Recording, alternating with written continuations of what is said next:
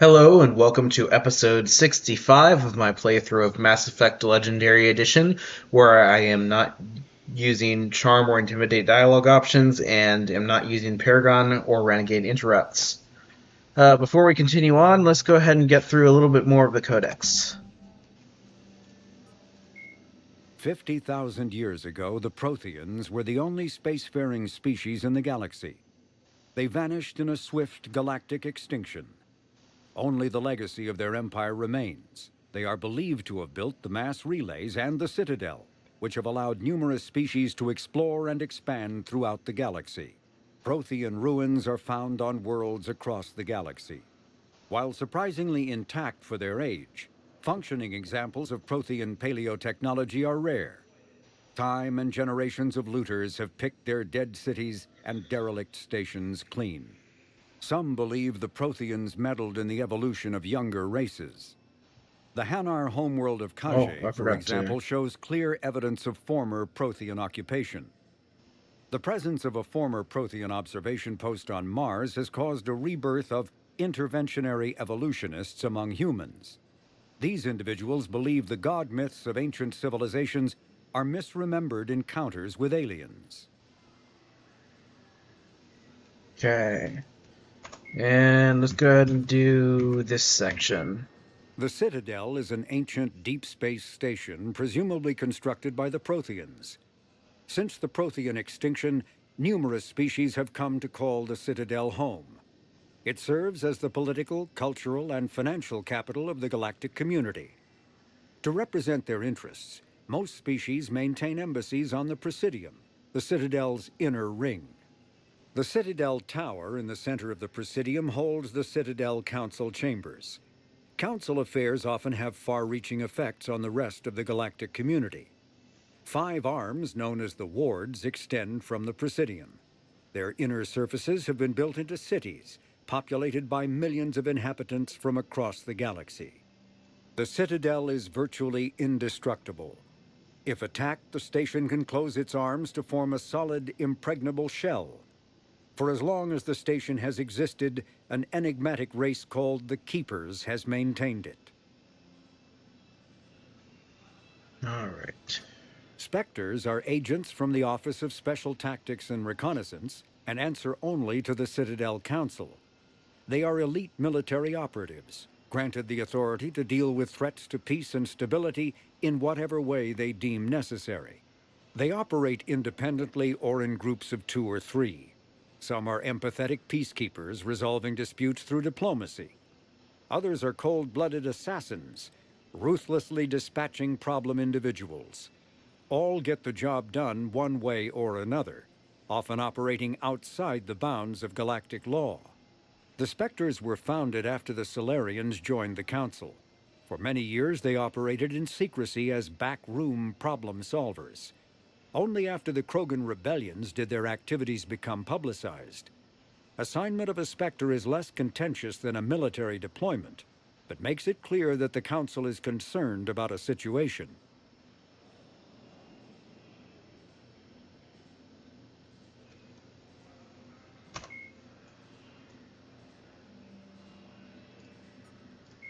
We'll do these two. The home world and capital of humanity was enjoying a new golden age before the Reapers attacked. Disease, pollution, and other social ills were on the decline, thanks to technological advances and a wealth of resources from the colonies. Earth was an inspiration even to alien cultures, resulting in influence out of proportion with humanity's brief time on the galactic stage. The Reaper attack has put an end to any semblance of this former life. The great cities of Earth are storehouses of human DNA for the Reapers to harvest. Reaper gunships, capable of megaton-scale firepower, annihilated industrial centers in seconds. The militaries of Earth's disparate nation-states have retained only partial communication with the system's alliance fleets, leaving the planet's resistance efforts uncoordinated and vulnerable. The loss of the comm-buoy network has cut off Earth's economy from the rest of the galaxy, sending shockwaves across galactic markets and a significant obstacle to receiving aid. A political economic pact for collective colonial security, the Alliance is the central galactic institution of human society. The Alliance gained associate membership to the Citadel Council in 2165 and full membership in 2183, with Ambassador David Anderson representing humanity. Human political-economic relationships vary between combative and lucrative.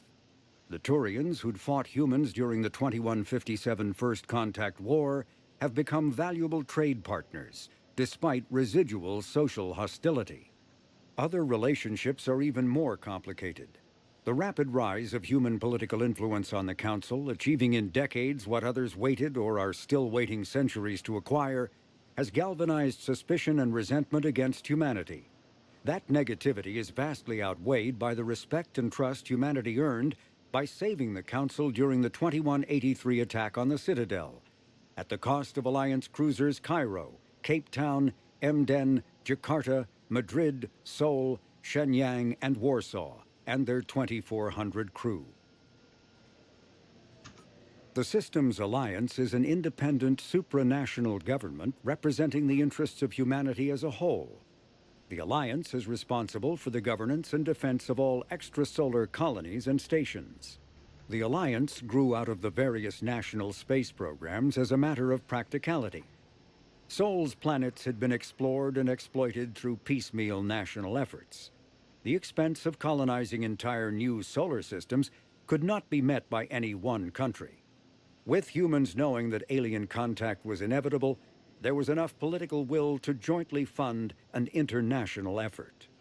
Still, the Alliance was often disregarded by those on Earth until the First Contact War.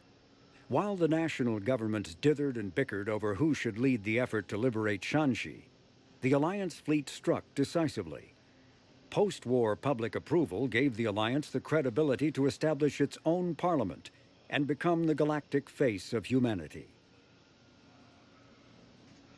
All right.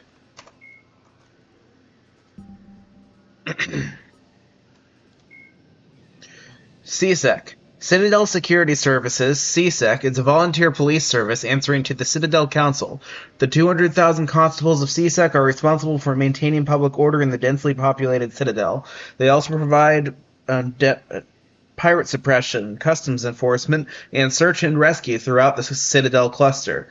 CSEC has 6 divisions. Enforcement, uniformed officers who patrol the Citadel and respond to emergencies. Investigation, detectives who puzzle out the truth behind crimes and bring perpetrators to justice. Customs, screen the thousands of passengers and cargo containers that pass through the Citadel's ports every day. Network, deals with cybercrimes like identity and copyright theft, hacking and viral attacks, and illegal artificial intelligence. Special Response deals with hostage situations, bombs, and heavily armed criminals. In the unlikely event that attackers board the Citadel, they are also the front line of defense, armed with military-grade equipment. Patrol, naval arm with ships stationed throughout the Citadel cluster. Unlike the other divisions, they are rarely seen at the Citadel, nor do they stay in one place for long. Joining CSEC is prestigious. Applications must be sponsored by a Citadel Counselor or the ambassador of an associate council race. Generally, applicants have many years of distinguished service in the military or police forces of their nation, but an inexperienced applicant with demonstrable talent will be fairly considered. CSEC and the Spectres are often at odds. Many CSEC members, most notably the former executor Vanari Palin, believe that allowing Spectres to be above the law is a dangerous practice. The actions of Saren Arturius lend credence to this position. The Spectres, in turn, are aggravated when CSEC's dedication to procedure and due process hampers their investigations. Citadel Station. Statistics. Although the Citadel is equipped with Mass Effect generating Element 0 cores, most of the gravity on the station is generated by the centrifugal force of rotation. Rotation, 3.5 minutes per revolution. Rotational gravity in wards, 1.02 Earth. Rotational gravity in Presidium, 0.3 Earth. Total length, open, 44.7 kilometers. Diameter, open, 12.8 kilometers. Ward length, 43.6 kilometers. Ward width, 330 meters. Presidium ring diameter, 7.2 kilometers. Presidium ring width, 553 meters. Exterior armor thickness, 13 meters. Population, 13.2 million, not including keepers. Gross weight, 7.11 billion metric tons. Height of the Presidium Tower, 1,047 meters. Wait, there's a tertiary codex? What is that? Oh. News. 126-2185. Blue Sun's Mercs capture Eldfell Ashland refinery on Zoria. Referring to outstanding payments, Blue Sun's mercenaries have taken over facilities of the Eldfell Ashland Energy Corporation on planet Zoria. We are sending a clear message, says Salam Dalsera, head of the Intergalactic Mercenary and Supply Company. We do not turn a blind eye to enterprises defying the law on our planet. Energy magnate Jonah Ashland replied in a public statement, "The proper place to settle differences like this is the judicial system. The Blue Suns will gain nothing by sending armed mercenaries into our offices and refineries. This kind of military takeover is common on Zoria, where the mercenary group has replaced the judicial authorities to a great extent. The estimated value of the seized facilities has not been disclosed, but experts estimate it at more than 1.2 billion credits." All right, I'm not reading all of these things right now, but that's neat. That's from one of the mods, I suppose. Yikes! There's a part 1, part 2, and part 3. Yikes! Maybe these are what play in like the loading screens. Random facts and lore. Deception is a military history novel authored by William C. Dietz.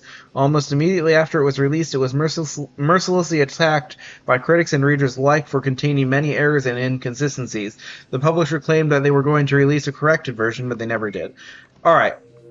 I might get back to that at some point. He did, didn't he? Anyway. So why would he be here unless he's seeing the council? Ma'am, I can't talk about that. You don't have to. Commander Shepard.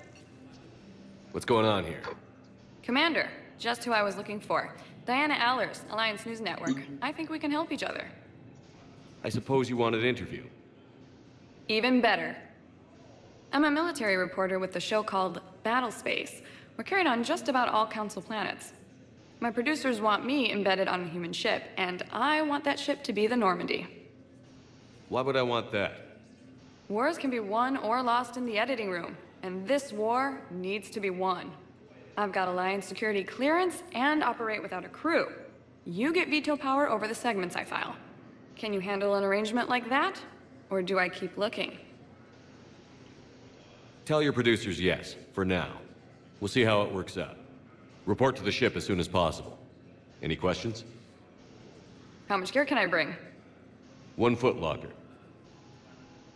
Aye, aye, Commander.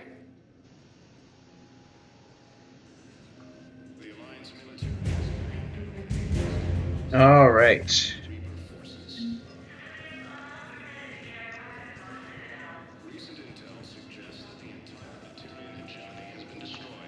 Oh, yay, more reading. Okay, let's get through this. Welcome. This terminal gives you access to various news channels across the galaxy. Hiring a female Turian by Alliance prompts racist backlash. From Citadel News Network. By Elena Gilbert.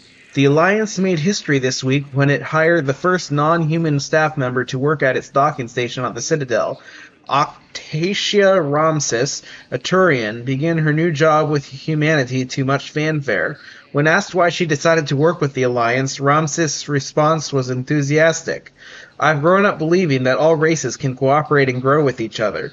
This job with the Alliance is a way for me to further my own growth and better understand humanity. Turians and humans definitely have many things that they can learn from each other. Plus, their pay isn't half bad." Despite her warm welcome, not every member of humanity has been welcomed to Ramses. Fringe blogger Travis Veller had this to say about her hiring. "My grandfather fought and died in First Contact. He didn't do it so these birds could join the Alliance. What this is a Turian plot to supplant humanity. They'll take our jobs and then they'll take our culture.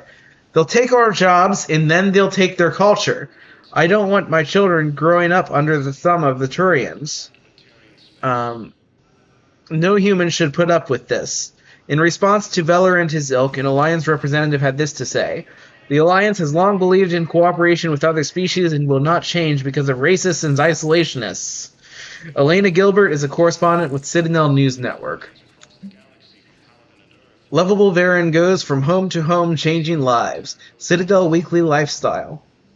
He has lived on Tuchanka, on Ilium, and on the Citadel. He has battled in pit fights, assisted as a therapy animal for Drell children with early-stage Keppel syndrome, and he was even, for a brief period of time, co-chair of Elkos Combine.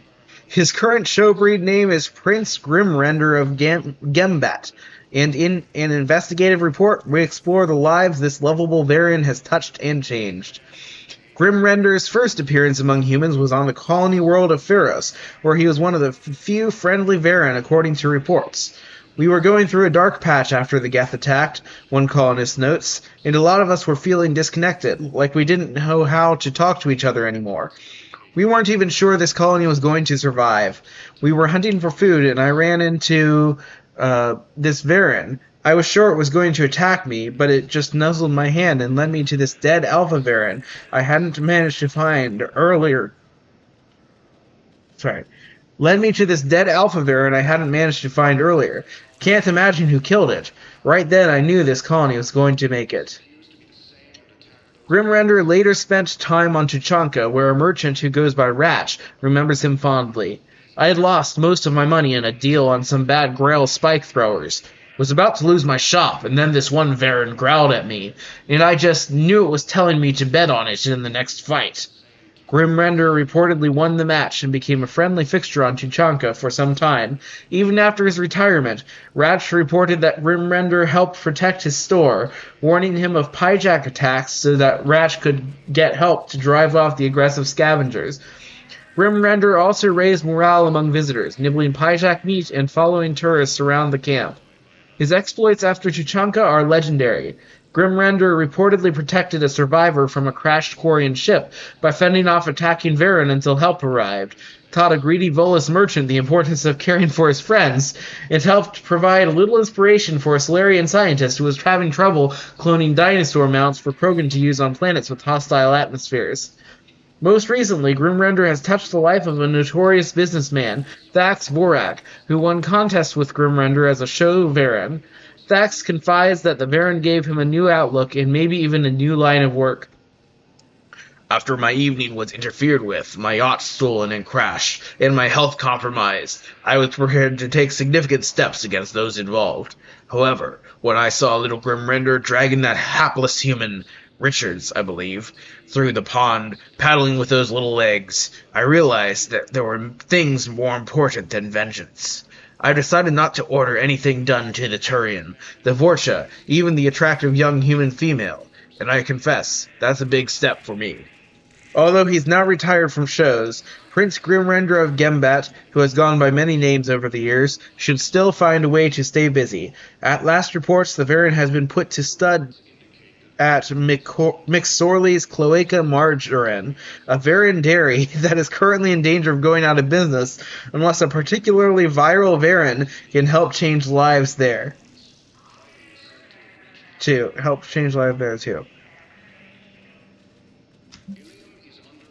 I say virile or viral? It's virile. Anyway.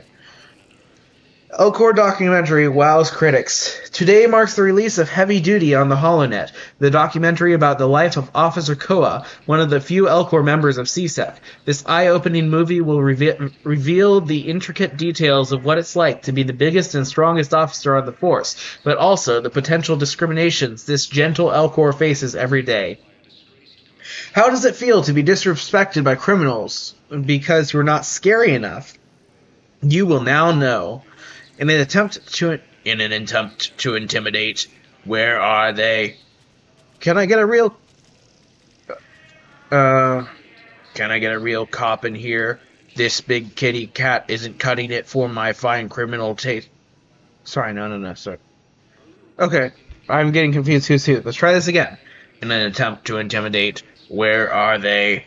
Can I get a real cop in here? This big kitty cat isn't cutting it for my fine criminal tastes. A&N critic Paul Itzer called it the documentary of the year.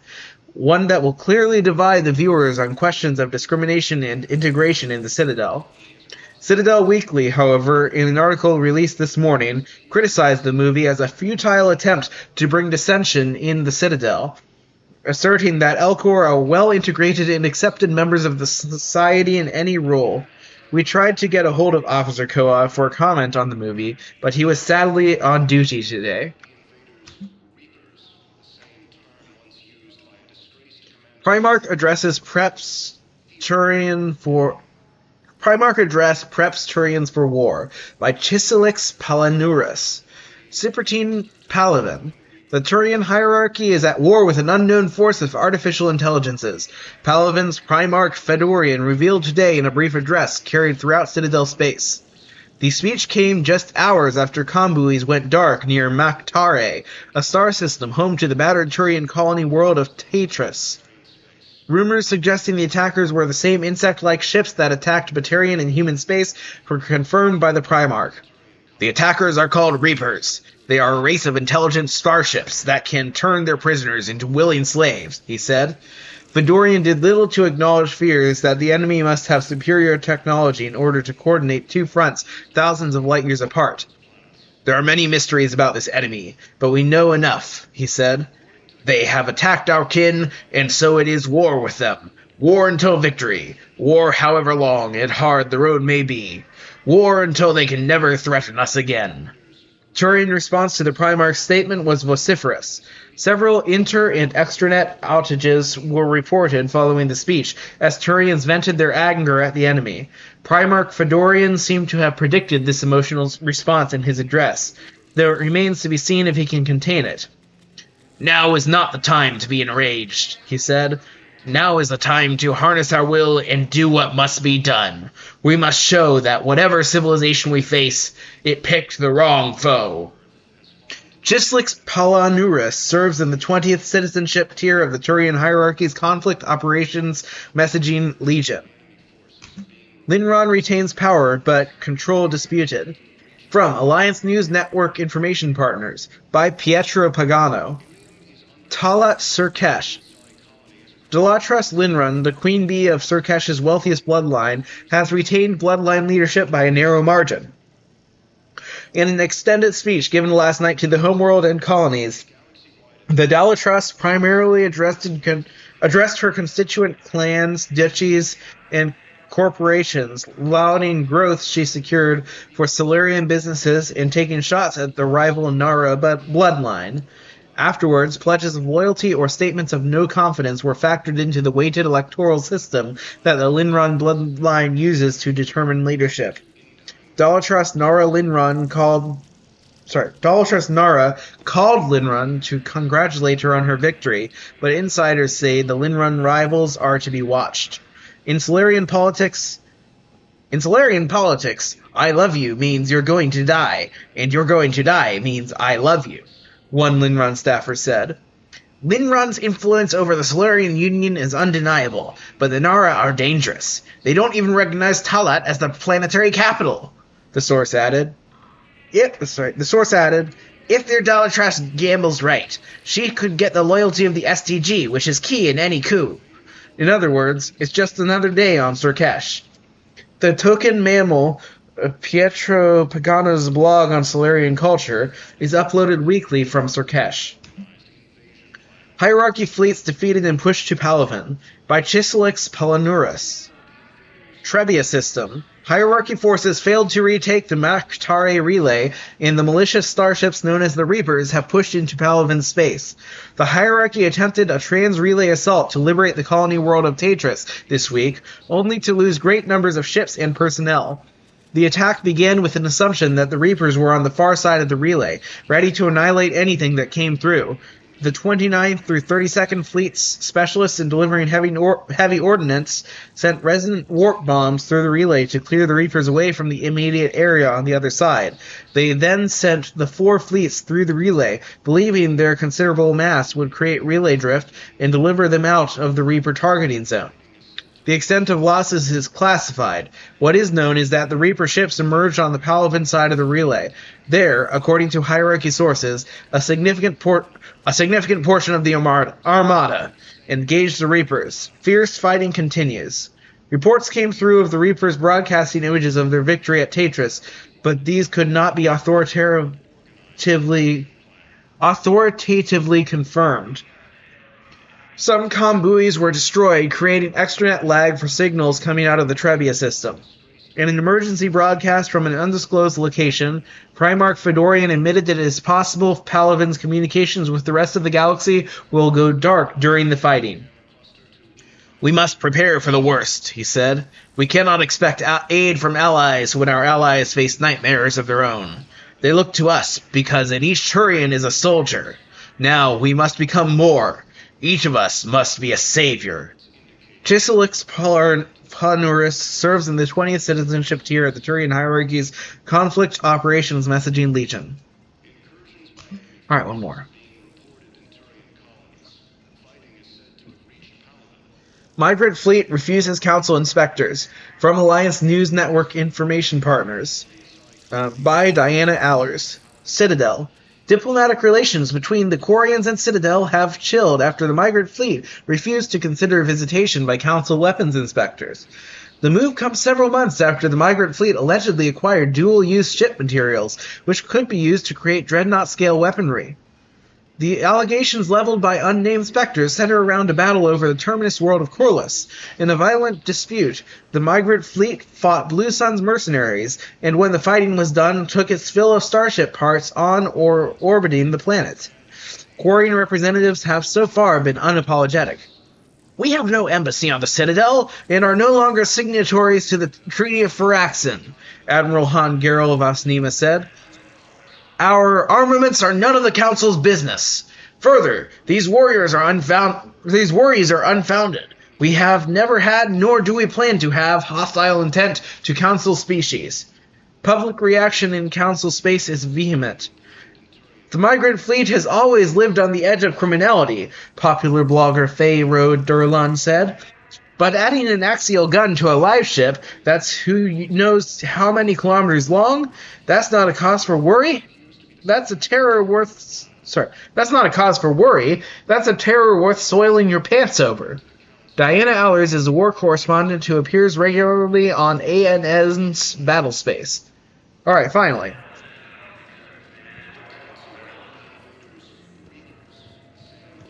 Okay. First deployment is somewhere near Palavan. Reports say not to depend on comms. I'll leave vid messages then, and you can do the same. Well, they said that due to concerns about signal congestion, we're supposed to avoid sending messages at all. They're trying to keep war data coming through, so every data packet counts. So how am I supposed to talk with you then? So you're just silent behind enemy lines until the war is over? No, they've got us on rotation. We're mostly in fortified holding zones until strike teams clear an area. Then we come in and set up medical bunkers and supply depots. And then the main fleet comes in to occupy. I'm not wearing commando leather, honey. What does that mean? We'll be perfectly safe. They don't put engineers on the front lines. But you won't be able to talk to us. Listen, honey, please. This is how it has to be. Everyone's going through this. I know, and I'm sure you'll be fine. It's just so damn inconvenient. It's like we're pre-space flight all of a sudden. Pretty much. You should see what they've got us using for heavy munitions. It's all mass-produced LCOS combine crap. Wait, munitions? Explosive munitions? I thought you weren't going to be on the front lines. Not in hot combat zones, no, of course not.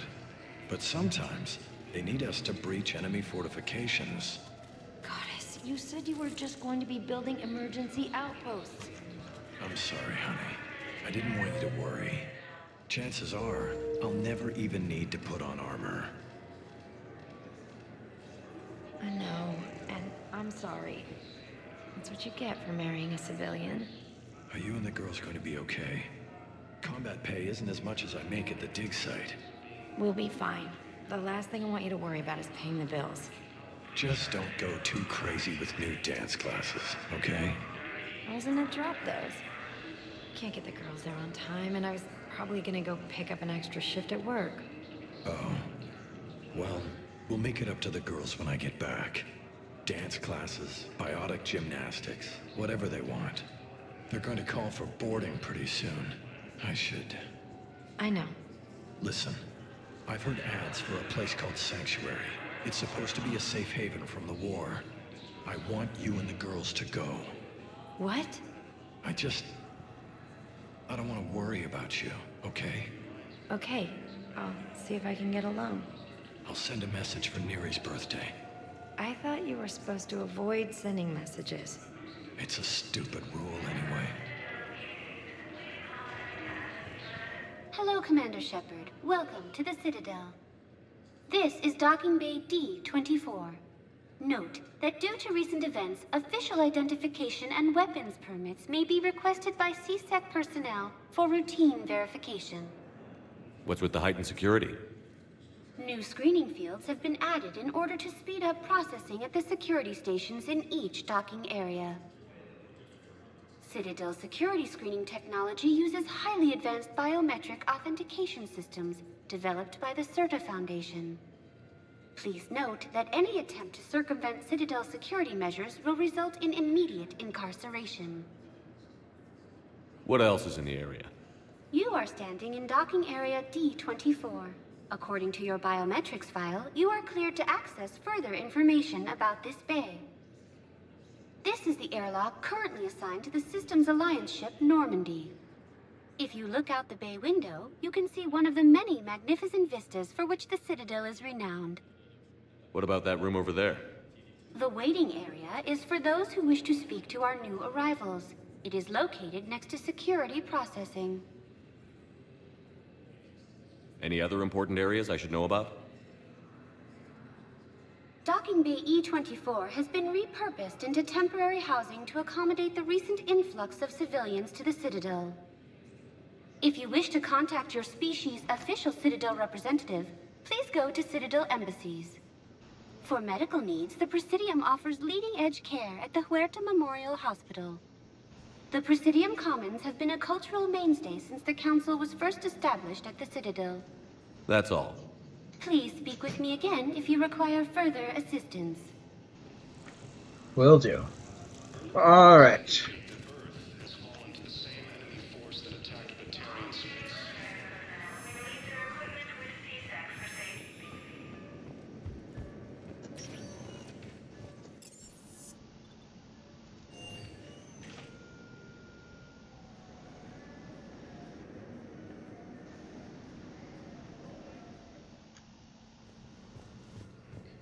The Asari colony is across the galaxy from Paragon and Earth. The invading force appears to be the same that attacked... Hello, Commander Shepard. Welcome to Huerta Memorial Hospital. The human specialist medical officer in charge is Dr. Michel. Also, please note that specialists for all known Citadel species are on call. Please ensure that you observe proper decontamination protocols at all times while in this area. Where'd the hospital get its name? It is named after President Christopher Huerta of Earth's United North American States. The donor who requested the tribute expressed the desire to remain anonymous. You can really cover treatment for any kind of species here? Huerta Memorial surpasses all requirements needed for any multi-species medical facility. This facility's attendant levels can also replicate the living conditions needed to accommodate other, more exotic species. Aquatic environments, for example, are available on short notice. What about the medical staff? How do they deal with so many species? All personnel are required to undergo mandatory and regular psychological evaluations, as well as refresher courses. Hospital administration understands how difficult it can be for staff to deal with such a wide variety of patients. It is imperative they be offered the support needed to retain their current high standards. What else is in the area? The Huerta Memorial Hospital has experts from every major race in residency, with many specializing in xenomedicine. The facility works with prestigious medical universities from around the galaxy, offering internships to residents and nurses. With access to cutting-edge technology and support from major pharmaceutical companies, the hospital ensures the best care to its patients. Any other important areas I should know about? The Normandy is currently docked in D24, which is tagged to your biometrics.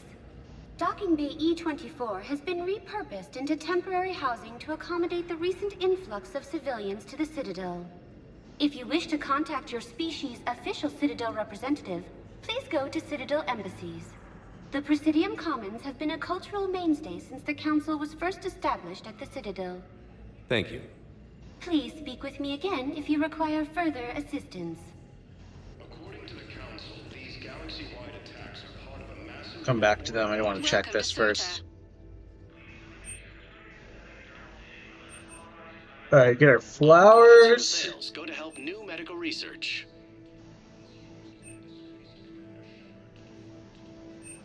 CERTA is a non-profit organization dedicated to the medical needs of all sapient life.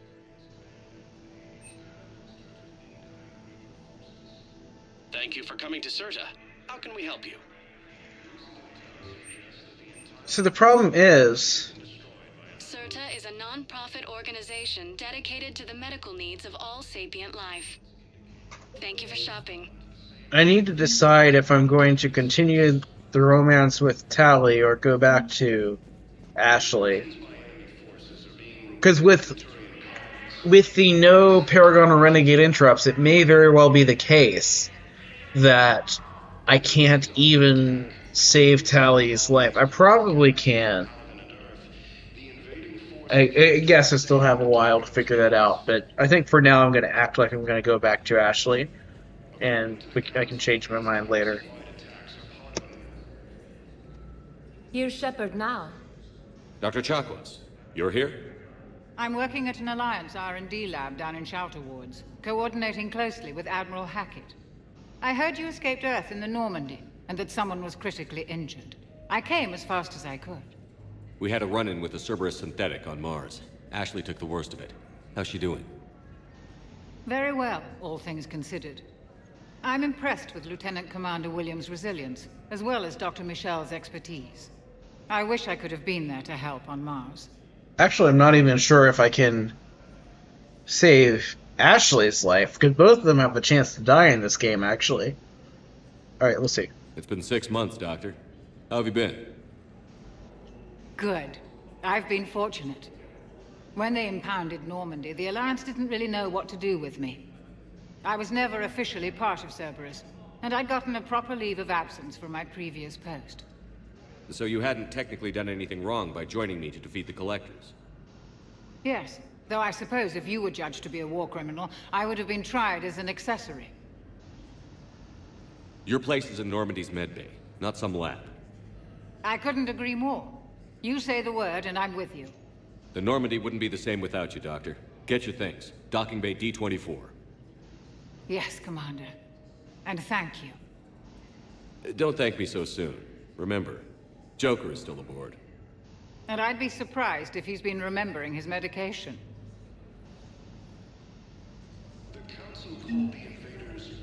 Okay, good. No new things I've handed up there. Codex for Chakwas. Let's go ahead and... Known associates. Admiral Stephen Hackett is a decorated officer in the Systems Alliance, currently assigned to Arcturus Station on the far side of the Sol Relay. In the battle for the Citadel, Admiral Hackett commanded the 5th Fleet. Following that victory, he was promoted to head of the Alliance military. Hackett was born to a single mother in Buenos Aires in 2134. When his mother died in the pandemic of 2146, he was placed in the Advanced Training Academy for Juveniles, where his superior talents in science and leadership quickly became evident. Hackett enlisted in 2152, volunteering for high-risk missions to colonize space beyond the Sol Relay. He was commissioned as a 2nd lieutenant on Arcturus Station in 2156, and soon proved his ability in the First Contact War. His rare ascent from enlisted man to admiral remains an Alliance legend. Okay. David Anderson. Admiral David Edward Anderson is a career military officer in the Systems Alliance Navy. Born in London in 2137, He later moved to Arcturus Station and became the first graduate of the Alliance's now renowned N7 Marine program. Anderson is one of the Alliance's most decorated Special Forces operatives, and served with honor during the First Contact War. He was the original captain of the SSV Normandy before relinquishing command to his XO, Commander Shepard. After the Alliance victory in the Battle of the Citadel, Anderson briefly served as the Citadel's first human counselor. He soon became embroiled in a Cerberus plot to abduct his friend Kaylee Sanders, however, and learned that he was unable to live a life without action. He stepped down as counselor and returned to the military to prepare for the Reaper invasion. The Alliance Parliament named Donald Udina as his successor. Okay. Next. Lieutenant Commander Ashley Williams is a career military officer with the Systems Alliance. Born in 2158 to a military family, Williams enlisted directly out of high school, splitting time between Earth and hostile environment training on Titan. After earning numerous commendations early in her career, Williams became a platoon guide on Eden Prime, where she was the only member of her unit to survive the Geth attack. Williams then served as gunnery chief under Commander Shepard on the SSV Normandy, and was promoted to lieutenant commander after the Battle of the Citadel. More recently, an Alliance tribunal called on Williams to testify about her experience with the Reapers. Dr. Liara Tassoni is an Asari information broker with a background in scientific research on Prothean technology. Born on Thessia in 2077, she is the only child of the late matriarch Benezia. Although mother and daughter became estranged in the years before Benezia was indoctrinated by the Reaper known as Sovereign. Tassoni is also a highly trained biotic who served under Commander Shepard aboard the SSV Normandy before the ship was destroyed in a collector attack. Before she became involved in galactic affairs, Dr. Tassoni spent 50 years researching the Protheans' technology and the mystery of their extinction. She now divides her time between uncovering Prothean ruins and consulting with noteworthy representatives of the various Citadel races. Flight Lieutenant Jeff Joker Moreau is a respected pilot with the Alliance Navy. Born and raised on Arcturus Station, he is widely considered to be the best helmsman in the Systems Alliance. Moreau enlisted with the Navy directly out of school and quickly gained the respect of his superiors. He served as pilot of both the Normandy SR-1 and its successor, the SR-2, and was at their respective helms during the Battle of the Citadel and the assault on the Collectors. Moreau suffers from Vrolik syndrome, a rare debilitating disorder also known as brittle bone disease. Dr. Karen Chakwas is a trauma surgeon and a major in the Alliance Navy. She served on the SSV Normandy under both Captain Anderson and Commander Shepard, and was aboard the ship when it was destroyed by the Collectors. She later quit the Alliance in order to rejoin Shepard on the Cerberus-built Normandy SR-2. Along with most of the Second Normandy's crew, Dr. Chakwas was kidnapped by the Collectors and taken beyond the Omega-4 relay, where Commander Shepard eventually rescued her. After the Alliance impounded the Normandy SR-2, an inquiry found that Dr. Chakwas had no significant role in or provable knowledge of Cerberus's criminal activities. She has since rejoined the Alliance. All right, there we go.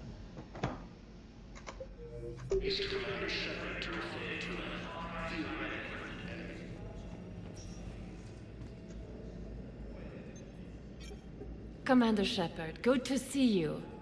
Dr. Michelle, it's been a long time. You've come a long way from that small clinic down in the wards. Because of you, I don't know where I'd be if you hadn't dealt with Fist and his thugs. Now I'm head physician in a Presidium clinic. You gave me this chance. I assume you're here about Lieutenant Commander Williams? How's Ashley doing? The head trauma was severe, but we reduced the swelling quickly. These types of injury can go either way. She hasn't regained consciousness yet, but her vitals are strong, so I'm optimistic.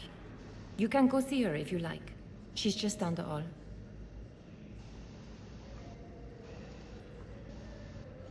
With a center of this size, you must have a lot of direct reports. We've got 12 full-time doctors and over 50 support staff. It can be overwhelming, quite different from my days in the wards. How are your medical supplies holding up? We're well stocked now, but I can't say I'm not worried about the future. We've posted guards on our reserves. War profiteering has already begun.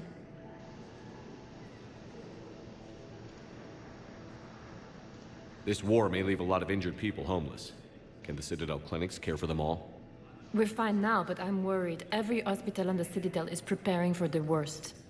I hear the docks are tightly controlled, but we just can't leave people floating out there forever. Keep up the good work, Doctor. You too, Commander.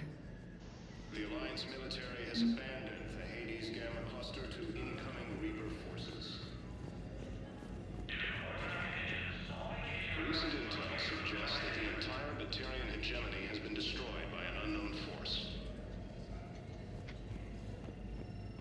Early reports indicate that Earth has fallen to the same enemy force that attacked Batarian space.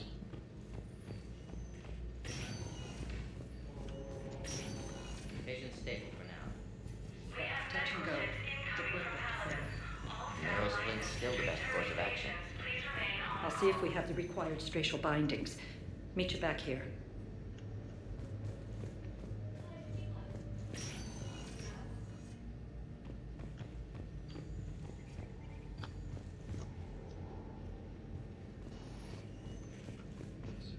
Organized invasion plan. Patients with non-life-threatening conditions may be asked to transfer to our medical center and secure a ward. Hi, Doctor. Didn't expect to see you again so soon. Well, we need to prescribe you another round of antibiotics. For when I ship out? I have some bad news. Your squad applied the Metagel correctly, but infection had already set in by the time they found you. I'm sorry. I'm afraid we have to remove your leg below the knee. What?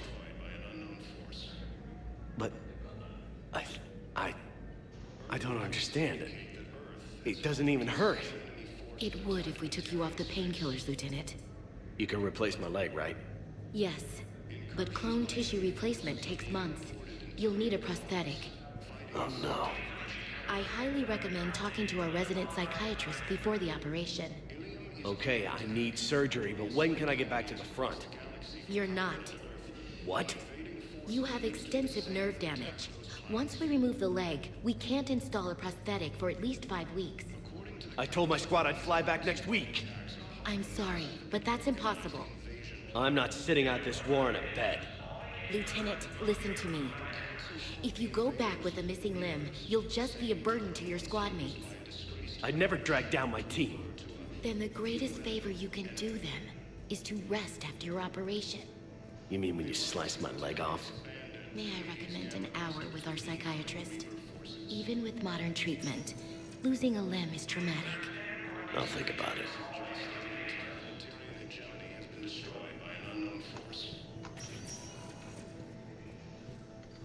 Early reports indicate that Earth has fallen to the same enemy force that attacked Batarian space.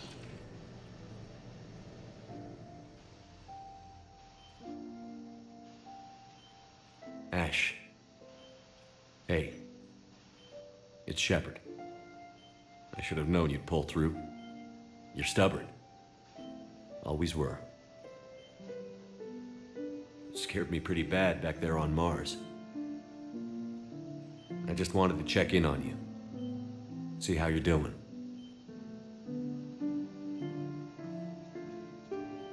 Despite all this, it's good seeing you again, Ash. Get some rest, okay? I'll come by when you're feeling better. We'll talk. You need anything, Doc, let me know. Okay, Ash. You take care.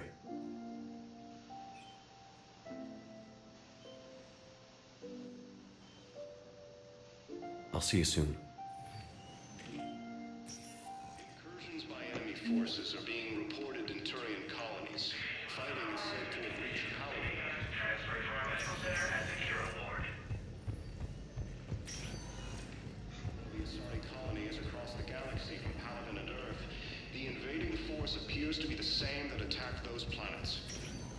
Alright, I don't think I'm supposed to be able to access these other parts of the Citadel right now, so I'm just going to go directly to the embassies.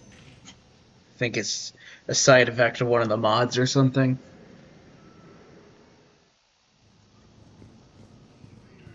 Reapers, the same term once used by a disgraced... Hello, Commander Shepard. Welcome to Citadel Embassies. The current human ambassador is Dominic Osoba. Commander Bailey is the CSEC officer on duty. You will find him in the Citadel Security District office.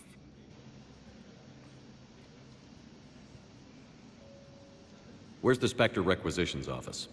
The Spectre Requisitions District office is down the hallway to your left. Note that requisition forms are available only to agents whose biometrics are verified and on file.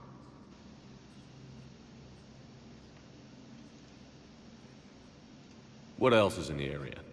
This area is reserved for human embassy personnel and attending CSEC security. The human embassy prides itself on offering swift assistance to any who fall under its auspices.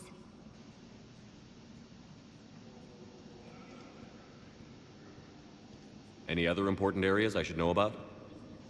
The Normandy is currently docked in D-24, which is tagged to your biometrics. Docking Bay E-24 has been repurposed into temporary housing to accommodate the recent influx of civilians to the Citadel. For medical needs, the Presidium offers leading-edge care at the Huerta Memorial Hospital. The Presidium Commons have been a cultural mainstay since the Council was first established at the Citadel. That's it. Thanks. Please speak with me again if you require further assistance. The Alliance military has abandoned the Hades Gamma cluster to incoming Reaper forces. Recent intel suggests that the entire Batarian hegemony... Please tell the Primacy that the Vol Protectorate wishes to assist with the Alliance project. We had a Prothean obelisk that might have helped. Sadly, it was lost in the Shrike Abyssal. Nevertheless, we are committed to helping both the Turian Empire and the Human Alliance.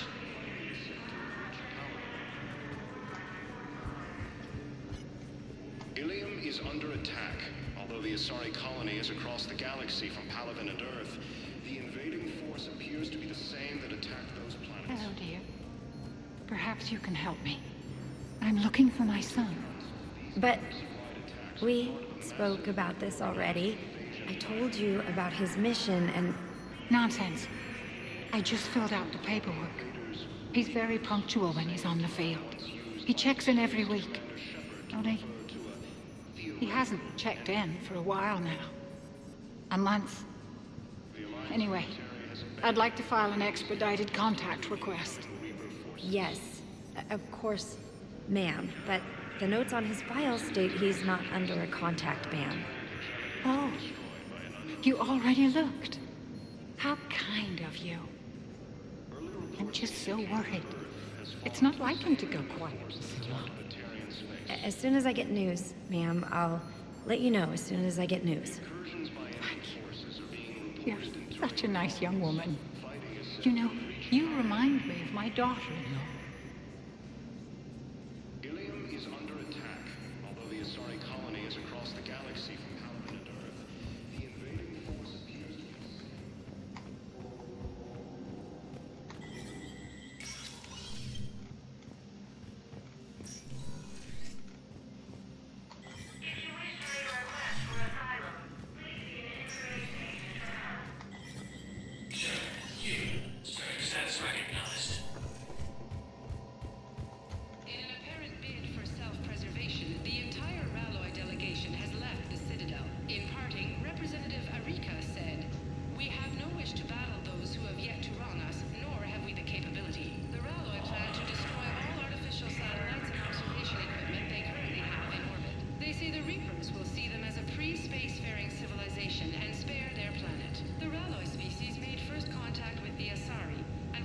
welcomed into the Galactic Community last year. From across the Milky Way, this is the Alliance News Network.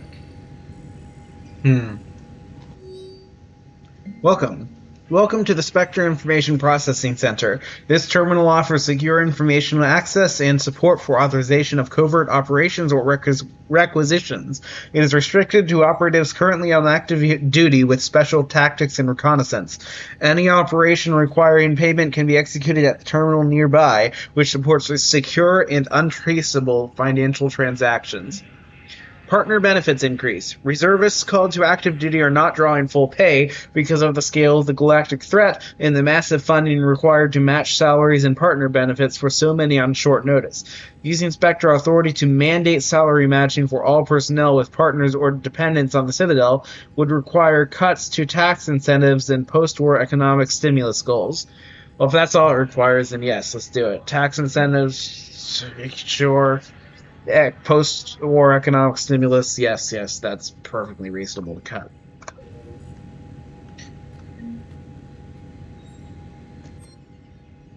Okay, am I just going to save up money for the widow? I sort of want to.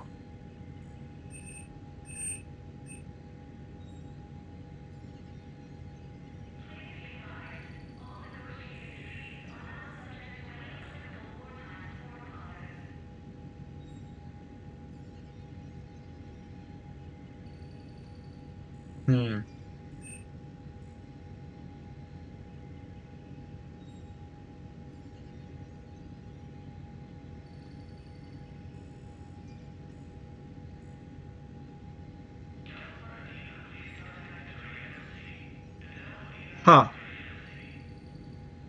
I sort of want to try that out.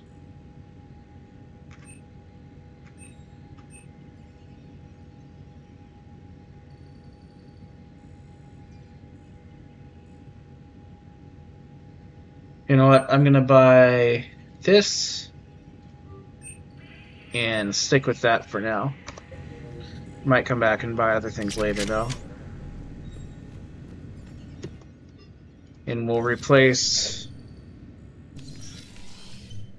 Because currently I'm holding... Oh, I guess I need to change my loadout. Anyway. Alright, so we're going to go with the suppressor here. And then... sniper rifles. We'll go with the Mantis here. Modify it, give it the barrel and the concentration module. And then this one, can't modify it right now. Unless there's a mod that I could buy. Alright, so.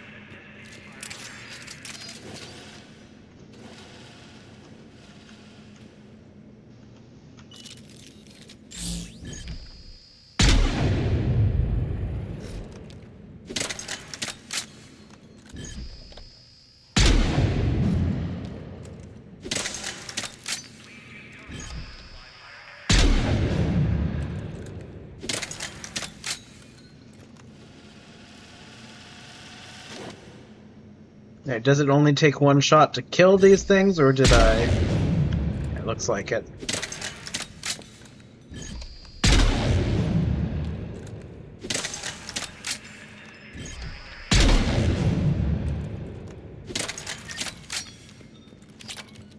Alright.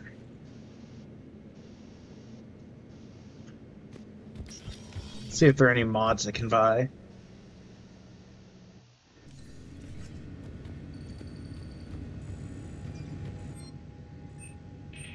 Looks like none that I can afford at the very least.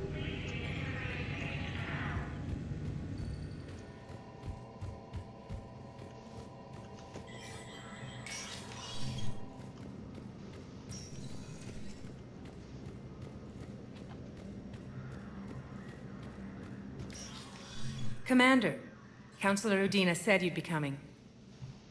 If you'll follow me, the council is already in session.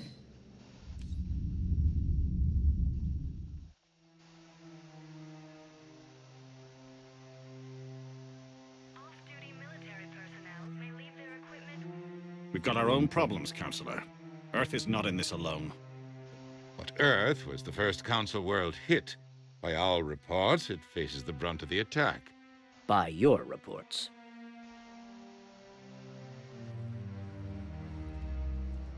The reports are accurate. Earth was attacked. By the Reapers. And it's just the beginning. We need your help. Everything you can spare. Each of us faces a similar situation. Even now, the Reapers are pressing on our borders. If we lend you our strength to help Earth, our own worlds will fall. We must fight this enemy together. And so we should just follow you to Earth? Even if we were to unite our fleets, do you really believe we could defeat the Reapers? I don't expect you to follow me without a plan. Counselors, we have that plan, a blueprint, created by the Protheans during their war with the Reapers. A blueprint for what? We're still piecing it together. But it appears to be a weapon of some sort. Capable of destroying the Reapers? So it would seem. The scale is... it would be a colossal undertaking. No. I forwarded the plans to Admiral Hackett. The remnants of the human fleet are already gathering resources to begin construction. Our initial calculations suggest it is very feasible to build. If we work together. Have you considered that the Reapers destroyed the Protheans? What good did this weapon do? It was incomplete. There was a missing component, here.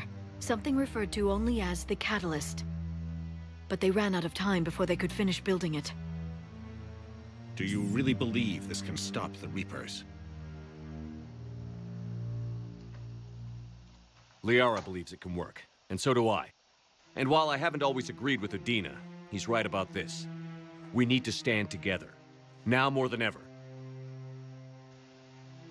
The Reapers won't stop at Earth.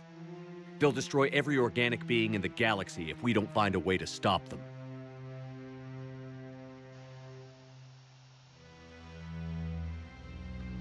The cruel and unfortunate truth is that while the Reapers focus on Earth, we can prepare and regroup.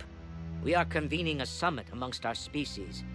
If we can manage to secure our own borders, we may once again consider aiding you. I'm sorry, Commander. That is the best we can do. Shepard, meet me in my office. I hope that's an offer of support. I'll be digging up what I can on this Prothean device, Shepard.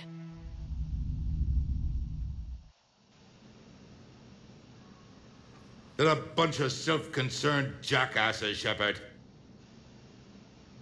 We may have a spot on the Council, but humanity will always be considered second-rate. How can they be so blind?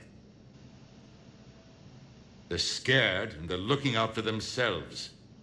Our people are scared, and we are looking out for them the best we know how. Counselor? Commander, I can't give you what you need, but I can tell you how to get it. I'm listening. Primarch Fedorian called the War Summit, but we lost contact with him when the Reapers hit Palaven. Those meetings won't proceed without him. The Normandy is one of the few ships that can extract Primarch Fedorian undetected. So far, you've only explained how I can help you. It might seem that way. But the leaders of this summit will be the ones deciding our future. The fate of our fleets, where they fight, and with whom. A grateful Primarch would be a tremendous ally in your bid to unite us. We're at war. And you want me to play politician? If it gets you what you need, what does it matter? Our latest intelligence says that the Primarch was moved to a base on Palaven's largest moon. I've done all I can to help. The rest is up to you.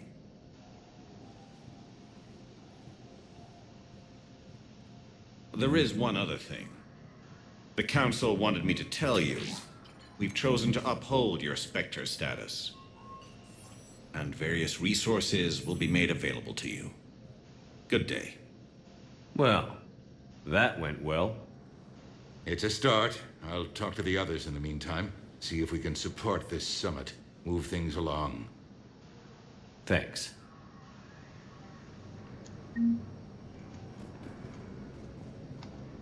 The Council.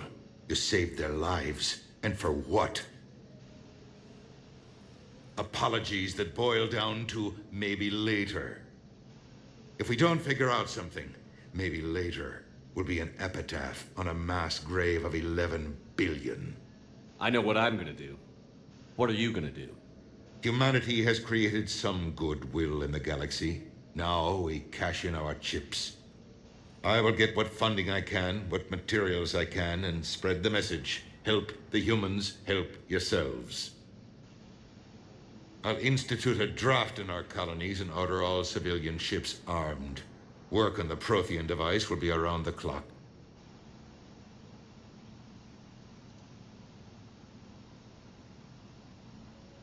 Any news from Earth? There is constant news. All of it bad.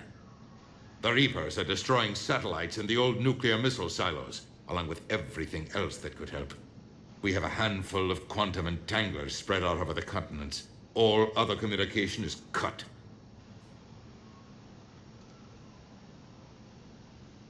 What's your read on the counselors?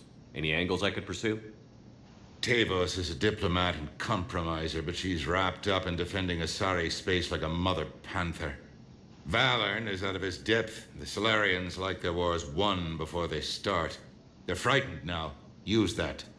In Sparatus, I'd take what he offers. It's strange days when the Turians are the least hostile to humans, and there's a need there.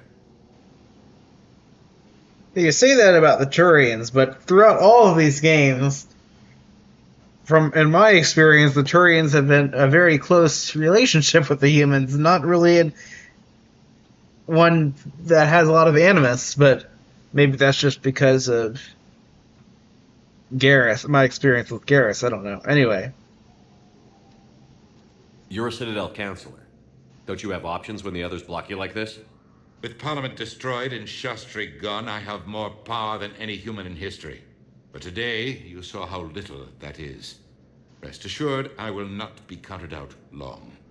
I know I can move mountains. Do not lose sight of that, because the task before us is moving planets. Anderson would be proud, so long as you deliver. You think you can do that? You need a carrot or a stick to drive a mule, and humanity has neither right now. Our armada is tied down fighting or fleeing, and with Earth's comm buoys gone, our economy is reduced to an IOU. But leave that part to me. I will lean on our colonies for all they're worth, and I can broker enough trade to repair and resupply Hackett's fleet.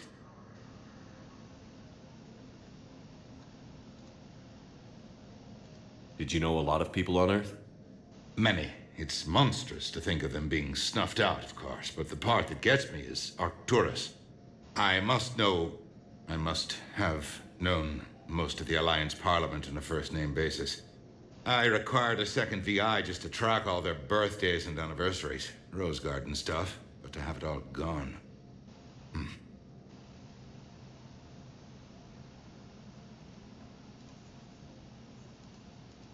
I should go.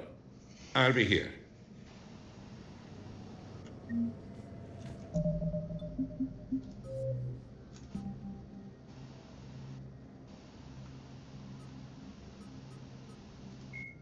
When humanity won a position on the Council for its part in defending the Citadel, the Alliance chose Captain David Anderson for the position. Udina became his advisor. Anderson eventually quit over frustrations with Council politics, and the Alliance named Udina to the office. Despite his unwavering focus on human interests, Counselor Udina is usually willing to collaborate with other species. Even his opponents concede that Udina gives fair consideration to non-human proposals, so long as humanity also benefits. And apparently there was a thing in the Reapers, so let's just go through that section. The Reaper called Harbinger is believed to be the oldest and largest in the Reaper Armada. From the reaches of dark space, Harbinger managed to control the Collectors, a race of human-sized insectoid bipeds, as it sent them on a campaign to kill and gather humans from vulnerable colonies. The Collectors became a terrifying force in the galaxy, responsible for the murder of hundreds of thousands. Surviving colonists have described the tone of Harbinger's threats heard through the Collectors as they attacked as visceral and terrifying. Alliance intelligence has tentatively identified Harbinger as one of the Reapers leading the attack on Earth.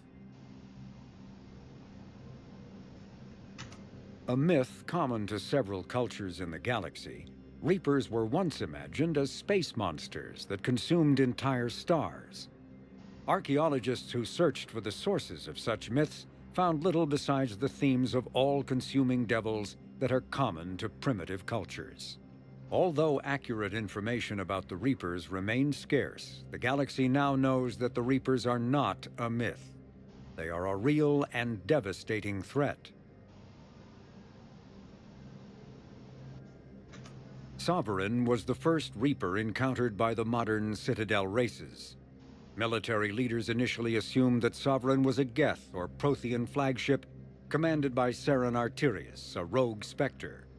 The truth was far more alarming. The massive ship was itself intelligent, and Saren proved to be under its control.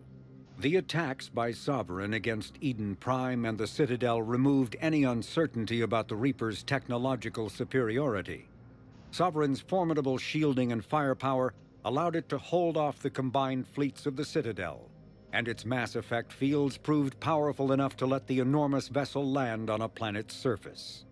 Sovereign's mission, to open a mass relay that would transport the other Reapers from dark space, proved its undoing. During the Battle of the Citadel, Sovereign linked its consciousness to Saren's. When Saren's death corrupted the signal and shut down Sovereign's shields, Sovereign's destruction soon followed.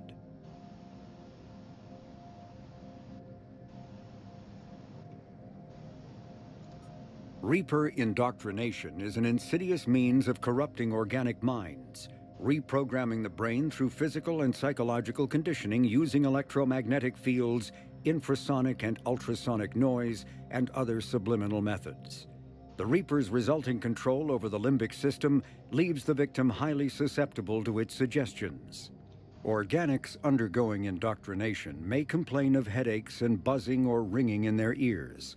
As time passes, they have feelings of being watched and hallucinations of ghostly presences. Ultimately, the Reaper gains the ability to use the victim's body to amplify its signals, manifesting as alien voices in the mind. Indoctrination can create perfect deep cover agents. A Reaper's suggestions can manipulate victims into betraying friends, trusting enemies, or viewing the Reaper itself with superstitious awe. Should a Reaper subvert a well-placed political or military leader, the resulting chaos can bring down nations. Long-term physical effects of the manipulation are unsustainable. Higher mental functioning decays, ultimately leaving the victim a gibbering animal. Rapid indoctrination is possible, but causes this decay in days or weeks. Slow, patient indoctrination allows the thrall to last for months or years. The Citadel races have classified the known variants of Reapers into 4 types. Capital ships are Sovereign-class Reapers 2 kilometers in length. They typically target the dreadnoughts, defense installations, and industrial cities of organic civilizations. Experts believe the Reapers harvest a single species of organics during each cycle of extinction to create these massive ships. Some capital ships are capable of launching small drones equivalent to fighters. Destroyers are 160 meters long and, in astounding numbers, make up the bulk of the Reaper fleet. They engage cruisers and other smaller ships, as well as communications posts and enemy command centers. Research suggests destroyers are created from those species that are not harvested to make capital ships. Troop transports carry husks to unconquered planets and bring victims of the harvest to Reaper processing centers. They vary in length from 200 meters to 1 kilometer, but unlike capital ships and destroyers, do not appear to be self-aware. Instead, other Reapers operate troop transports remotely. Processors, also called slaughter ships, are mobile centers for mass DNA harvesting. Like troop transports, processors appear to be remotely operated by sapient Reapers. Cannibals are frontline Reaper units created from corrupted Batarians. The nickname refers to their propensity to devour the bodies of fallen comrades. This triggers a biochemical process through which the cannibals spontaneously heal themselves and grow new chitinous armor. The transformation also appears to give cannibals a greater awareness of their surroundings, leading to more strategic behavior and careful use of battlefield cover. Husks are the aggressive, mindless foot soldiers of the Reaper armies. They are created by impaling either living or dead humans on mechanical spikes that rapidly extract water and trace minerals and replace them with cybernetics. These cybernetics reanimate the lifeless flesh and tissue, transforming the bodies into horrifying killing machines. The Reapers use large groups of husks to overwhelm the enemy. The husks' inability to feel pain, as well as their tendency to attack in groups, makes them particularly deadly adversaries. All right.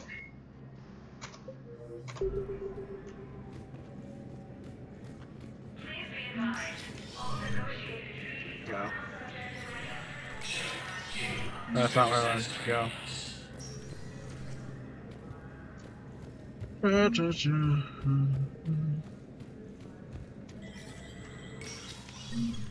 in here. Okay, so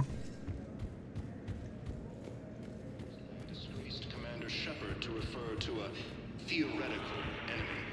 oh, hey, James. The Alliance. Hey, Commander.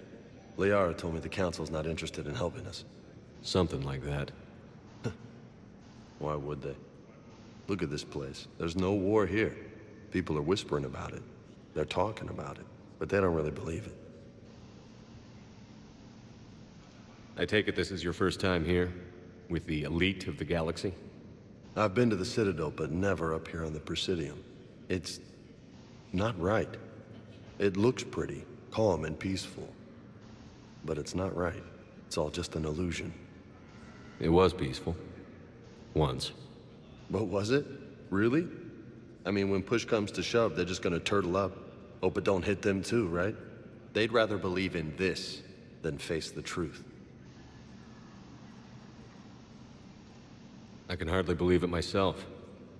Like everything back on Earth was some kind of nightmare. Yeah. That's what I hate most. It's like this place wants you to forget that. So, you still want to go back to Earth? Hell yeah, but... You were right. So was Anderson. We can't stop them alone. Besides, looks like you're gonna have your hands full convincing these pendejo politicians to help us. And I'm up for it. Whatever it takes. Glad to hear it. I'm gonna head down to some of the lower levels where they keep it real. You got some spare time? You should come and find me. Maybe I'll do that. Okay, maybe I am supposed to go on the levels right now. Oh, wrong button. Journal. Citadel Council. The Council is an executive committee composed of representatives from the Asari Republics, the Turian Hierarchy, and the Solarian Union. Though they have no official power over the independent governments of other species, the Council's decisions carry great weight throughout the galaxy. No single council race is strong enough to defy the other two, and all have a vested interest in compromise and cooperation. Each of the council species has general characteristics associated with various aspects of governing the galaxy. The Asari are typically seen as diplomats and mediators. The Solarians gather intelligence and information. The Turians provide the bulk of the military and peacekeeping forces. Any species granted an embassy on the Citadel is considered an associate member bound by the Accords of the Citadel Conventions. Associate members may bring issues to the attention of the Council, though they have no input on the decision. The Human Systems Alliance became an associate member of the Citadel in 2165. Citadel space is an unofficial term referring to any region of space controlled by a species that acknowledges the authority of the Citadel Council.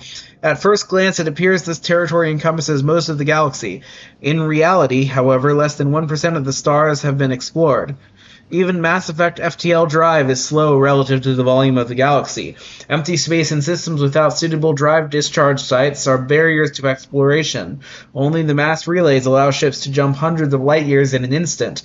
the key to expanding across an otherwise impassable galaxy. Whenever a new relay is activated, the destination system is rapidly developed. From that hub, FTL drive is used to expand to nearby star clusters. The result is a number of densely developed clusters thinly spread across the vast expanse of space, connected by the vast relay network. Presidium Ring. The ring is an enclosed loop of park-like space serving as the connection point for the wards. The interior walls are lined with the embassies of influential species and private residences for the galaxy's elite. The Presidium is full of open-air restaurants, bars, and luxurious meeting areas. Gravity is about one-third Earth normal. A holographic sky is projected over the ceiling of the ring.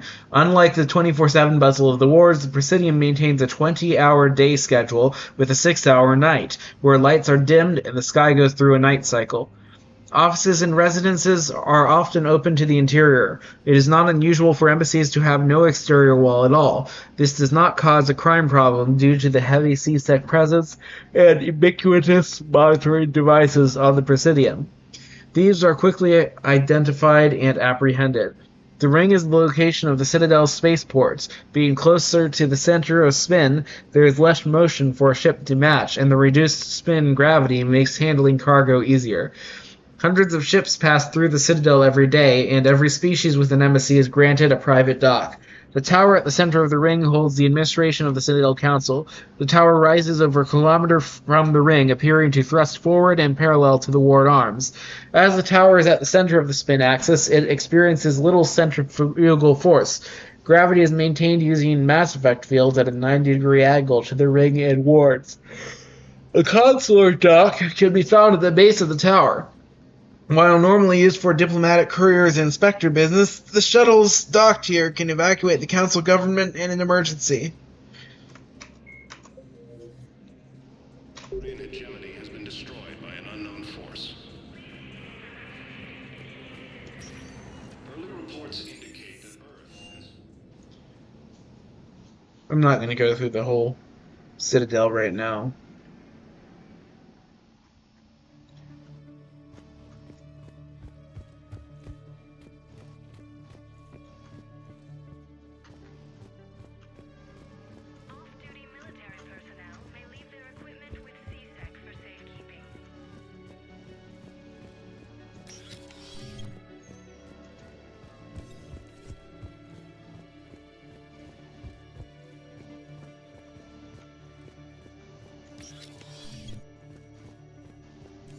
There is no anti-humanity conspiracy here, Ms. Al-Jalani. The Council's simply not granting interviews at this time. My viewers are going to know that C-Sec and the Council are denying them access. Listen, lady, you think I like playing gatekeeper between the paparazzi and the politicians? I don't have time to babysit them, and I'm not here to hold your hand. Well, I'm camping out until I'm granted an audience. Fine. I hope you brought a sleeping bag.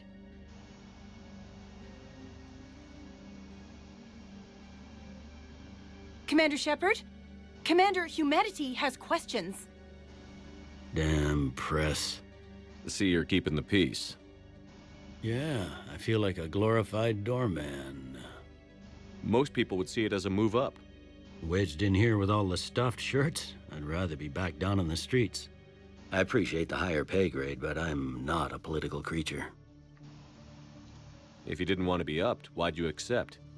You don't say no to Counselor Udina. Well, maybe you would, but I gotta live here. I know, squeaky wheel gets the oil, but I didn't lobby for a promotion like some other officers. I'm not even sure why he picked me. I never know with politicians. I hate political BS. Don't lose your edge. You might need it.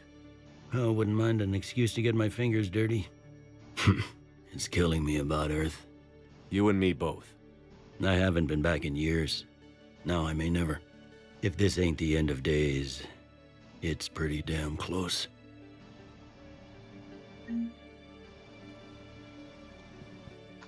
I'm up to my neck in trouble, but if there's anything you need, I'll do my damnedest to help. Thought things were relatively quiet here. Well, compared to where you're coming from, sure. But the war's being felt everywhere. Millions across the galaxy have been displaced, and most of them come here. Must have you doing somersaults. Yeah, already allocated the bulk of my men to customs, but we're still overtaxed, cataloging and processing them all. It was Udina who made you a commander, huh? Yeah, he's become an even bigger shot around here. Got a lot of ambition. And near as I can tell, being a commander just means I'm putting out different fires. Anything important going on around here? You kidding? With the Reapers running roughshod through the galaxy, it seemed like the Council is in constant session. We got more ambassadors and dignitaries here than ever before pleading their cases. But that's just the tip of the iceberg, really. Is the Citadel gearing up for war? There's a false sense of security here. Even people from worlds that have gone down act like they're safe. Well, I guess it's not just human nature. We all lie to ourselves to deal with horror.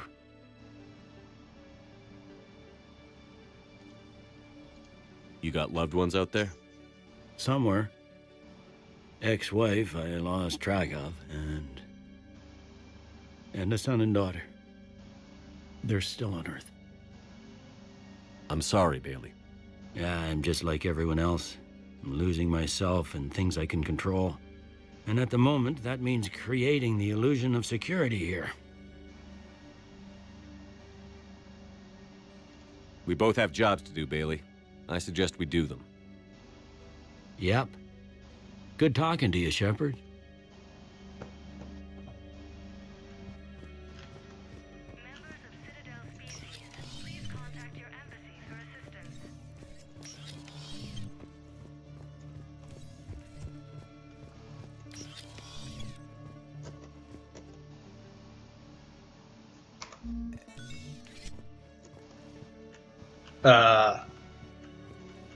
Uh-oh. Well, I guess I told it to go to the top floor. I hit escape. I thought that would actually...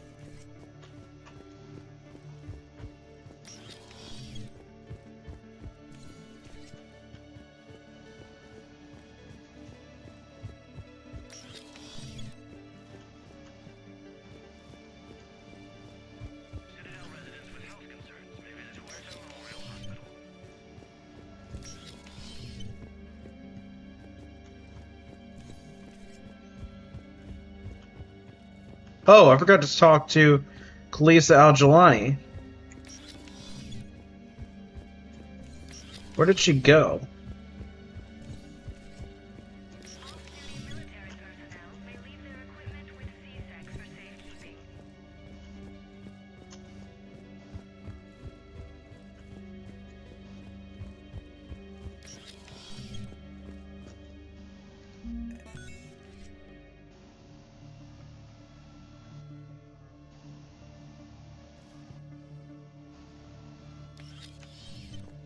Please have Citadel-approved ID ready. If you do not have a Citadel-approved ID, contact your embassy for assistance.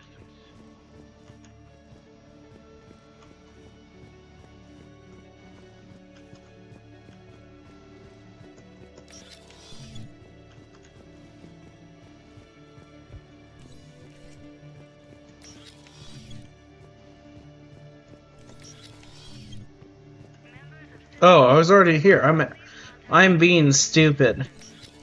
So this is the bottom floor.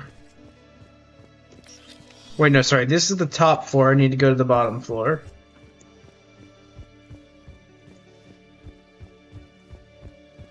I don't know what I'm doing here. Alright, so let's see.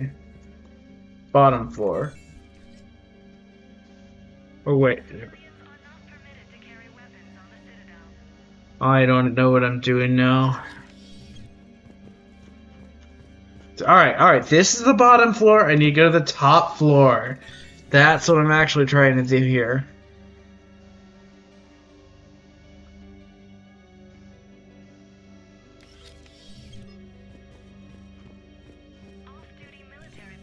Okay, let's try this again. Where is the reporter?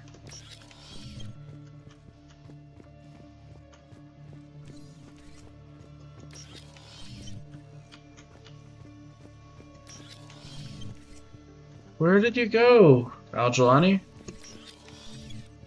Where did you come from? Where did she go? She come from Cotton Eye Joe.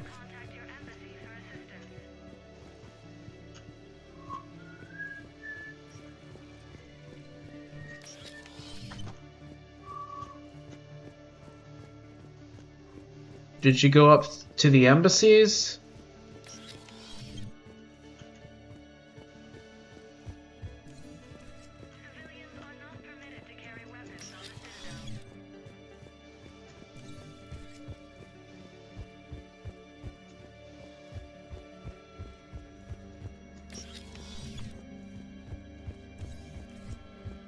Let's go check the embassies.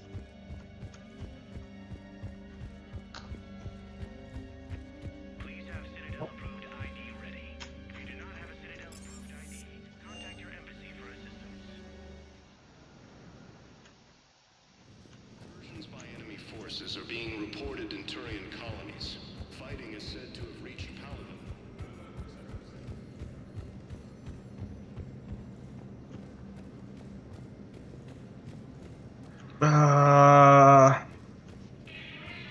Where did she go? I'm gonna pause recording and try to figure out what's going on. So apparently, I might just be blind. Seems like she might be outside. Nope, she's not there.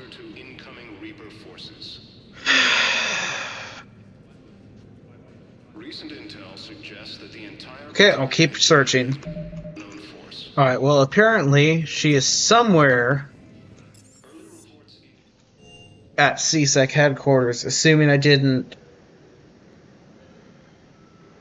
screw up by leaving before talking to her, so I'm gonna just go through the whole thing and see if I can find where she went.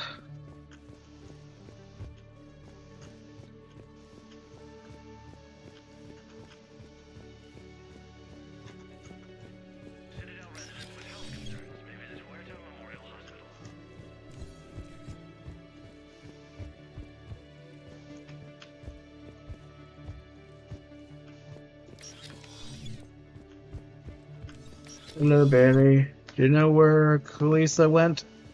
Kalisa Al-Jelani?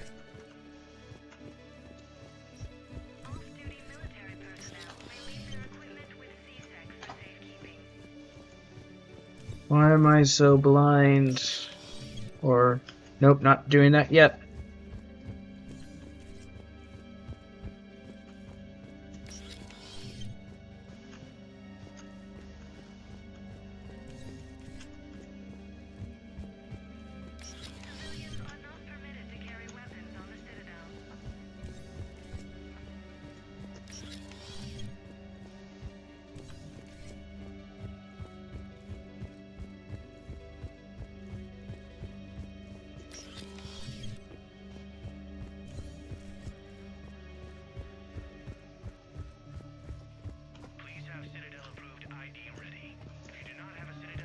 Where did she go?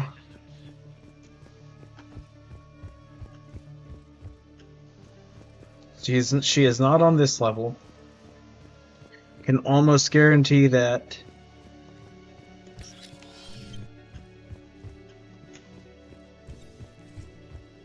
Where did she come from? Where did she go? Where did she come from? Cotton Eye Joe.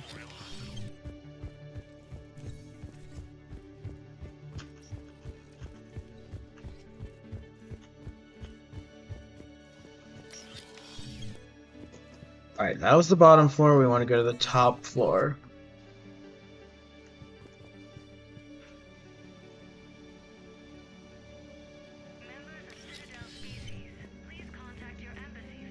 I probably passed her like at least 2 times and just didn't see her. I don't know.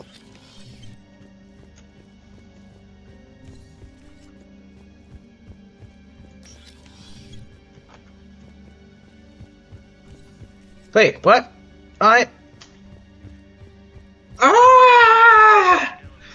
went to the wrong floor! Alright, bottom floor!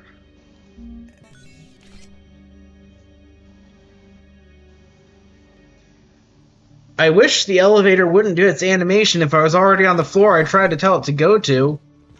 It would be really helpful. But no.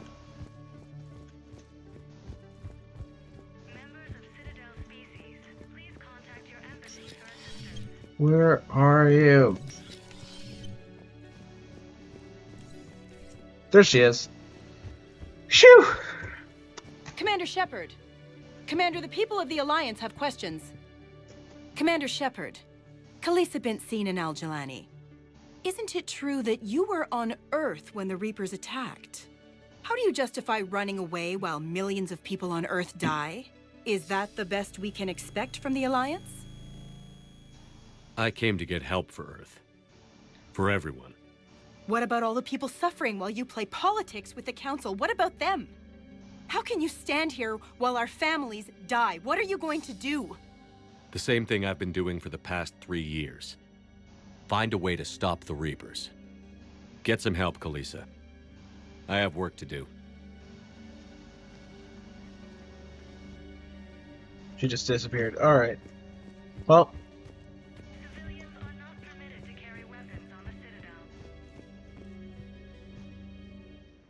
Well, I guess I'm going to the Presidium because I clicked the button. This is problematic. We must find a way to stabilize the heating unit so the water temperature can remain steady. The colony's location is hardly ideal for our species. The clutch will be imperiled if we do not act soon. Of course, I will do everything I can do to help. We are family. The extreme weather conditions may require technology that is not readily available on the market.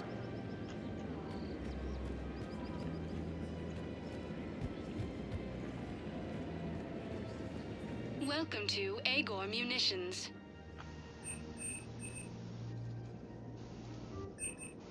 Our customer service specialists are always interested in purchasing new technology. That's not helpful, actually. Remember, all purchases made by Welcome to Cipertine Armory.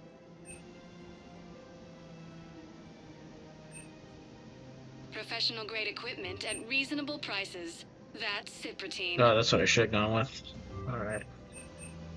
Piercing mod, that's not helpful. Proceeds from all sales go to help the troops on Thank you for shopping at Cipertine Armory. Report as AM Trading Limited. I need the sniper rifle thermal scope. That's what I need. Welcome to Nosastra Sporting Goods.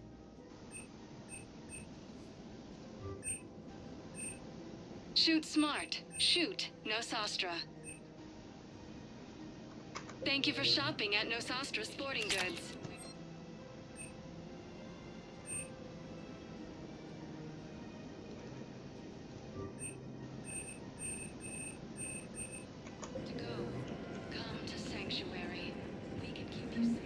Welcome to Casa Fabrication Weaponry.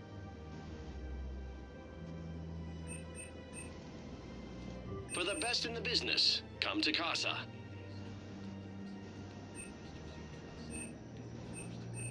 Proceeds from all purchases go to help our men and women serving in the Alliance. Casa Fabrication Weaponry hasn't forgotten Earth. Neither should you.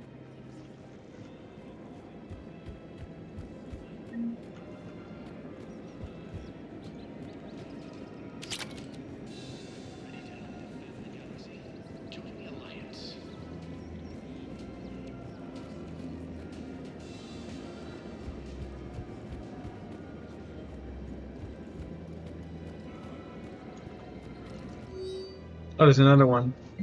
ANN News Alert. ANN Alert. New article on Quarian Fleet.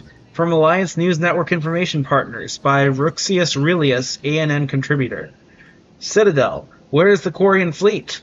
The latest intelligence shows that the Reapers are taking system after system at a feverish pace.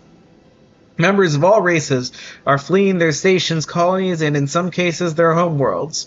This kind of forced exodus might seem especially familiar to the nomadic Quarians, who were pushed off their homeworld by the synthetic Geth centuries ago.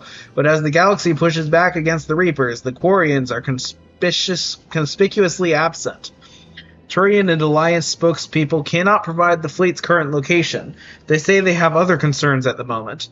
Whatever the Quarians are up to, they want it kept secret from the Council. After a refueling stop at Ilium, the fleet left no stated destination. And there are also reports of a galaxy-wide call for all young adult Quarians to abandon their pilgrimages to rejoin the fleet. Greedy and short-sighted powers will always try to gain the upper hand in times of galactic crisis.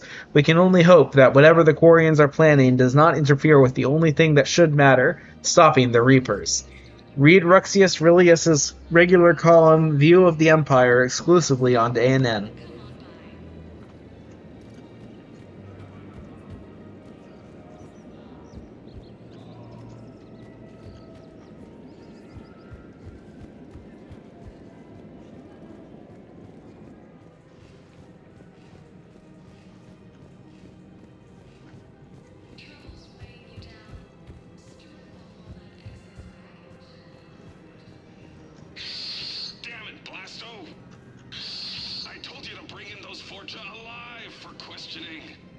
This one didn't have anything to ask them. You blew up half a level of Sakara Ward. It was an aesthetically displeasing habitat anyway. You don't get it, Kage clan. Ever since they found Ezo on the Vorcha homeworld, the Council's been trying to make nice. Bottom line, you can't touch the Vorcha. They've got diplomatic immunity. Then this one will not attempt diplomacy. You're also getting a new partner. Are you engaging in reproductive behavior with this one? Unless you want your Spectre status revoked, you're working in a joint operation with Boobin from CSEC. An L-Corp? You know this one works alone. Look, I've had to talk them down from suspending you. I've gotten a pulmonary ulcer from dealing with this mess. I can't even eat solid food. You would benefit from shedding excess body mass, Chief. Alright, I will continue listening to the other sections of that later.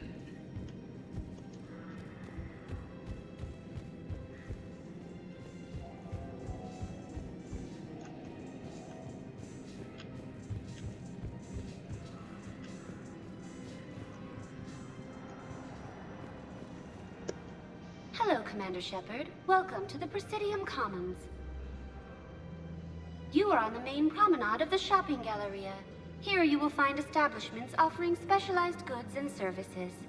For assistance or for information about our special promotion, talk to me or contact the Citadel Tourist and Visitor Board.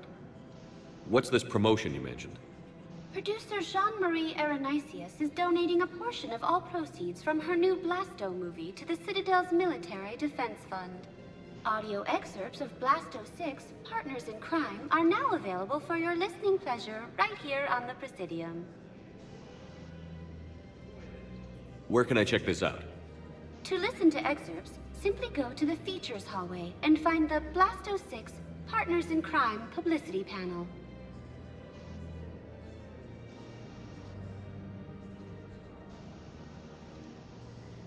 The place feels familiar. The sounds, the smells. It's like being back on Earth. The current decoration budget was approved by Ambassador Asoba, the human representative for Earth on the Citadel. Each species granted ambassadorial rights on the Citadel can apply for a slot on the decoration schedule to change the promenade and parks below. The only condition is that the proposed environmental features not be toxic to species living on the Citadel.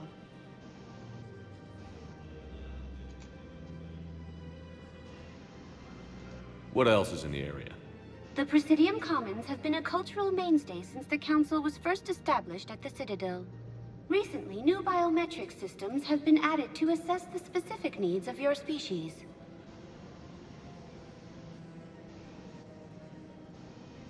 Biometric systems. Sounds more like a security measure. These simple and confidential systems are in place for the safety of all visitors to the Presidium.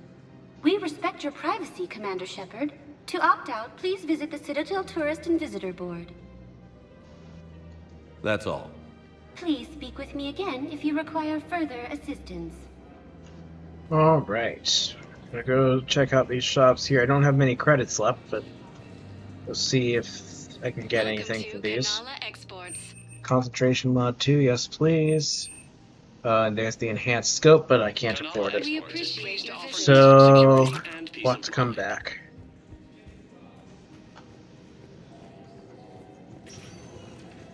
Alright, we're gonna go ahead and head back to the Normandy.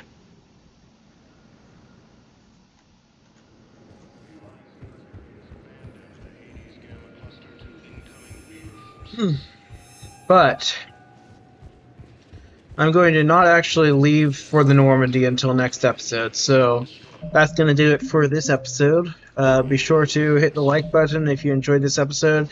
I know it's a bit of a slower one, but we should get back into maybe some more action, or I guess, yeah, some more action next episode, depending on how long dialogue takes with everything that's next.